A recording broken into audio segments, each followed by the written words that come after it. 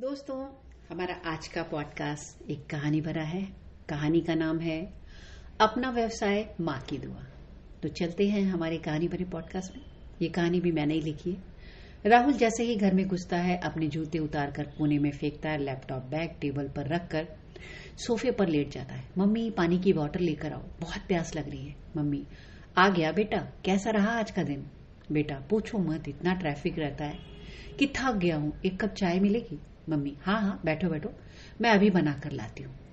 Mummy चाय का प्याला साथ में बिस्कुट लाकर टेबल पर रख देती है। राहुल चाय पीता है और पीने के बाद मम्मी से कहता है, मैं ज्यादा दिन जॉब नहीं कर पाऊंगा, बहुत थक जाता हूँ, इतना ट्रैफिक होता है कि इतनी दूर मुझे स्कूटर चलाकर जाना पड़ता है। मम्मी, मैं समझती हूँ बेटा, पर काम तो करना ही पड़ेगा। राहुल, मैं सोच रहा हूँ मैं कोई अपना बिजनेस शुरू करूँ। मम्मी कहती, बेटा इतना पैसा हमारे पास नहीं है, हम तो किराए के मकान में रहते हैं, बिजनेस रिस्की काम है, हमारे पास ज्यादा जोड़ी हुई जमा पूंजी है नहीं, और कोई भी जो बिजनेस होता है उसमें ज्यादा पैसे लगते हैं और बिजनेस रिस्की भी होता है। बेटा, मम्मी आप हर काम करने से पहले मुझे टोक देती हो, पहले आप मेरी बात तो सुन लो। मम्मी कहती, अच्छा बताओ क्या है तुम्हारी प्लानिंग? राहुल, अभी नहीं बताऊंगा, अभी मैं फ्रेश होने जा रहा हूँ, एक बार आपको बताओ, फिर पापा को बताओ, फिर रात में जब खाना खाने बैठेंगे तब मैं बताऊंगा, देखता हूँ पापा की क्या राय है। रात को मम्मी, वसुधा, बेटा राहुल, पति शेखर तीनों शांति से बैठे खाना खा रहे हैं। डाइनिंग टेबल में पूरी तरह सन्नाटा है। पापा समझ गए आज मम्मी और बेटे में कोई बात हुई है। पति शेखर शांति भंग करते हुए कहते हैं, राहुल तुम कुछ कहना चाहते हो या आज भी तुम्हारा मम्मी से कुछ झगड़ा हुआ? राहुल, नहीं पापा, कोई झगड़ा नहीं हुआ, मेरा एक बिजनेस प्लान है, मैं सोच रहा हूँ कि नौकरी करने में इतना पैसा हम लोग नहीं लगा पाएंगे, नहीं मतलब नौकरी करने में इतना पैसा हम लोग नहीं कमा पाएंगे, सालों लग जाएंगे, क्यों ना कुछ इन्वेस्ट करके एक कंपनी खड़ी की जाए। पापा कहते हैं, तुम्हारा आइडिया क्या है, बताओ तो।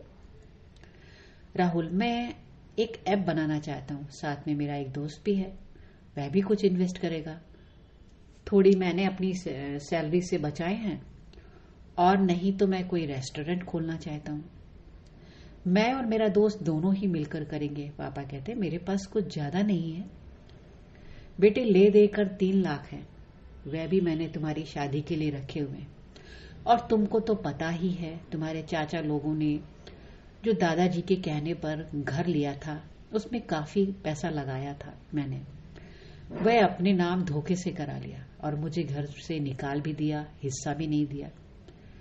मैंने उस घर में अपनी पूरी जमा पूंजी लगाई थी, अब मैं कोर्ट कचहरी के चक्कर लगा करके अपना समय बर्बाद नहीं करना चाहता। जो ले गए, मेरी किस्मत तो मुझसे नहीं छीन सकते। कोर्ट कचहरी के चक्कर में जिंदगी निकल जाए ऐसा मैं कुछ भी नहीं करना चाहता, और ना ही अब मैं उनके पीछे भागना चाहता हूँ। हाँ, लोगों को थोड़ा जरा मुश्किलों का सामना तो हम लोगों को करना पड़ा है, पर ठीक है, देखो तुम भी नौकरी कर रहे हो, मैं भी अपनी कमाई से घर चला रहा हूँ, मैं ईमानदारी से नौकरी कर रहा हूँ, उसमें कुछ 30-40 हजार कुछ आते हैं, जिसमें थोड़ा घर में चला जाता है, थोड़ा मैं सेविंग कर लेता हूँ, थोड़ा तुम भी घर में देते हो, सारे हालात हम दोनों ने मिलकर अच्छे से संभाले ही हैं। पूरी योजना बनाओ, अपने दोस्त को भी बुलाओ, मुझे बताओ, देखता हूँ कि मैं कितनी मदद कर सकता हूँ। वैसे रेस्टोरेंट तुम कहाँ खोलना चाहते हो? राहुल कहता है, रेस्टोरेंट के लिए एक जगह मेरे दोस्त के घर में दुकान बनी हुई थी जो काफी बड़ी है, हम दोनों उसी दुकान में रेस्टोरेंट शुरू करेंगे, उसके बाद अगर अच्छा चलेगा तो हम लोग कोई नई जगह देख लेंगे, लेकिन शुरुआत सिर्फ रेंट का खर्चा बचेगा, हमें सिर्फ खाना बनाने का कार्य करना है। पापा, राहुल तुमने कभी खाना बनाया है? राहुल, नहीं पापा, लेकिन मैं पूरा होटल संभाल लूंगा, राशन जमाना, हिसाब किताब रखना मेरा काम होगा। मेरा दोस्त राजेश, उसे कुकिंग बहुत अच्छे से आती है, वह कुकिंग करेगा। पापा, राहुल, राजेश सब लोग मिलकर बिजनेस का पूरा प्लान बनाते हैं और रेस्टोरेंट की शुरुआत हो जाती है। शुरू में तो ग्राहक को ढूंढना थोड़ा मुश्किल होता है, लेकिन राजेश वाकई बहुत स्वादिष्ट खाना बनाता है। जो भी उसके रेस्टोरेंट में एक बार खाना खाने आता वह दोबारा जरूर आता। ज्यादा खाने की टेबल नहीं थी, सिर्फ 5-6 लोगों के बैठने का अरेंजमेंट था। आइटम भी ज्यादा नहीं रखे थे, क्वालिटी मेंटेन की थी, जिसकी वजह से काफी ऑर्डर मिलने लगे। बाद में स्विगी, जोमेटो इन सब से टाई अप करने के बाद बिजनेस चल निकला। सोशल मीडिया का जमाना है। दोस्तों ने भी अपने इस छोटे से रेस्टोरेंट का प्रचार करने के लिए जब सहयोग मांगा तो सबने दिया। इधर राहुल ने अपना जॉब छोड़ा नहीं था। हालांकि इन 2 सालों में दोनों ने बहुत मेहनत की और उस मेहनत ने कमाल कर दिखाया, जिसके बारे में उन्होंने कभी सोचा भी नहीं था। राजेश के परिवार वाले काफी खुश हुए। उन्होंने अपने ही घर के ऊपर फर्स्ट फ्लोर रेस्टोरेंट के लिए बनवा कर दे दिया। इसमें थोड़ा सा पैसा राहुल का भी लगा। आज दोनों ने अपने परिवार के लोगों को गर्वित महसूस कराया। रेस्टोरेंट चल निकला। अब तो रेस्टोरेंट में दोनों माओं ने भी अपना योगदान आकर देती हैं।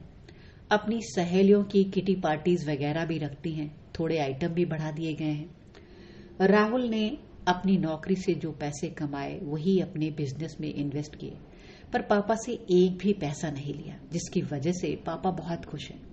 हाँ, ऐप बनाने का आइडिया फ्लॉप हो गया। दूसरे दोस्त ने धोखा दे दिया, वह नहीं चला, पर रेस्टोरेंट चल पड़ा है। खुशी की बात है कि अब वह लोग अपनी एक और ब्रांच खोलना चाहते हैं। आप जानते हैं रेस्टोरेंट का नाम क्या है? माँ की दुआ।